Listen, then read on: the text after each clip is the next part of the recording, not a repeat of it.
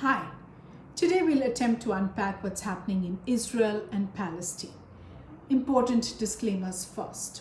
One video can't pack everything, so we'll focus on what's happening now, contextualize it, which is also why you should watch till the end. We'll give you a tip sheet. 2. At its simplest, Palestinians are being bombarded with the wrath of the world and Israel is defending itself.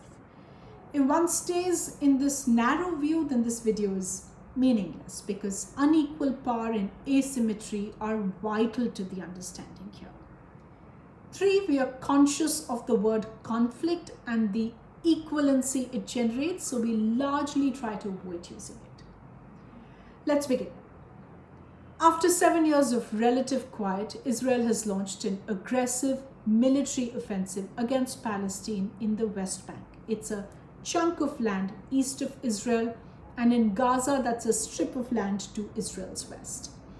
In Gaza, as you may know, Israeli raids have killed at least 212 Palestinians, including 61 children. By the way, children make up about half of Gaza's population. 1,500 people have been injured. Several homes, schools, a refugee camp, and media offices of Al Jazeera and the Associated Press have been destroyed. In the West Bank, Israeli soldiers have shot at least 22 Palestinians. Hamas, that's an Islamist fundamentalist group that controls Gaza, has been firing rockets at Israel. 12 Israelis have died, including 2 children and 1 Indian national. At least 290 people have been injured. The numbers show you that asymmetry I referred to earlier. One side, the Palestinian side, is suffering larger casualties.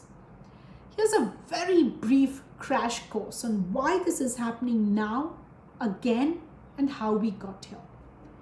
There are 2 broad groups of people in this conflict, the Jews and the Arabs. Israeli Jews and Palestinian Arabs, though this is not a binary.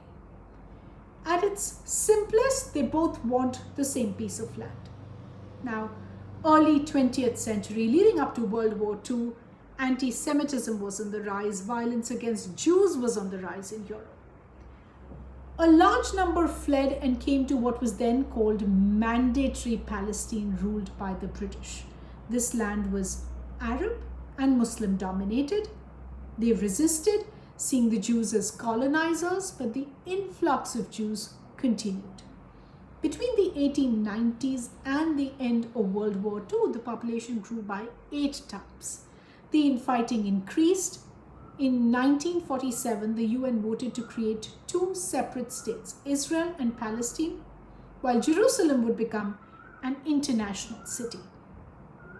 The Jews accepted it, the Arabs rejected it. This 2-state solution therefore failed. Now, today's crisis is largely on the fault lines that have been created by 2 wars that followed. War number 1, 1948, between Jews and Arabs.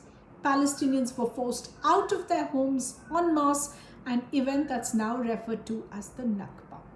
When the dust settled, Israel controlled most of the territory. Jordan had West Bank, Egypt occupied Gaza, Jerusalem was split into 2, east and west, between Jordanian and the Israeli forces, respectively. War number 2, the 1967 Arab-Israeli War, that's more important in today's context because at the end of it, Israel occupied the West Bank and the Gaza Strip, 2 territories that are home to large population of Palestinians and all of Jerusalem. Today, the West Bank and Gaza are supposed to be self-governed by Palestinians through an interim elected body called the Palestinian Authority, but that's actually far from the truth. Gaza is controlled by Hamas. It's an Islamist fundamentalist group. It's designated as a terrorist group by the US, UK, and other countries. Countries like Norway and Switzerland continue to maintain diplomatic ties with it. But Gaza's people, they live under Israeli blockades that come via land, sea, and air. In the West Bank, Israel maintains direct control with soldiers on the ground enforcing restrictions on movements of Palestinians. And via settlers or settlements, that is displacing Palestinians and moving Jewish people to the area. Now, the Palestinians obviously see this as a systematic effort to change the demography of the area. The UN has condemned these settlements, but actually done nothing more. Now, with all this context, cut to 2021 and the current crisis. On the 10th of May, Israel's Supreme Court was to hear arguments on why Palestinians should be evicted from Sheikh Jarrah in East Jerusalem, that's part of the occupied West Bank. Hundreds of Palestinians started protesting. They obviously don't think they fall under the jurisdiction of these courts. Their view is that Israeli settlements are illegal and an attempt to ethnically cleanse the Arabs out of Israel. Now, in the lead up to 10th May, that by the way is also called Jerusalem Day because it's celebrated by Israel to mark the day they took over all of Jerusalem, Israeli forces attacked the Al-Aqsa mosque in East Jerusalem. It is the third most holiest site in Islam. The attack took place during the holy month of Ramzan. Hundreds were injured. Political analysts are seeing this as the prime reason for much of the escalation today. Though this is not entirely new because historically attacks on this sensitive Al-Aqsa mosque have been on since the 1960s. The Jews also consider this area holy to their religion, calling it the Temple Mount. In the last 7 days, Al-Aqsa has been attacked by Israel at least twice more. Hamas has entered the picture and launched rockets in Jerusalem and South Israel. Israel claims it is bombing areas that is being used by Hamas for either military intelligence or weapons development and therefore in self-defense. So residential buildings, roads leading to hospitals, media offices have all got roughly 5 minutes to an hour's notice to evacuate before they came crumbling down. This is to actually circumvent what would otherwise be a war crime by definition. Politically, Israel's Prime Minister Benjamin Netanyahu, who has vowed to do whatever it takes, and Hamas could both stand to gain from this continued violence.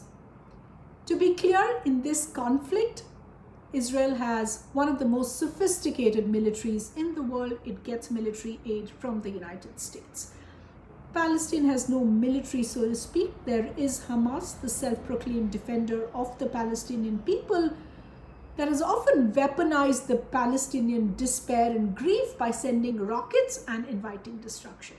Now, of the 3,000 odd rockets launched by Hamas in the last week, 90% were intercepted by Israel's very sophisticated defense network that was funded and developed jointly with the US. International pressure and condemnation is either meek or absent, and so this grim status quo continues. These are just the basics of a very lopsided power dynamic. I'm going to end here, but with a list of recommendations, things you can read and watch if you want to be brought up to speed.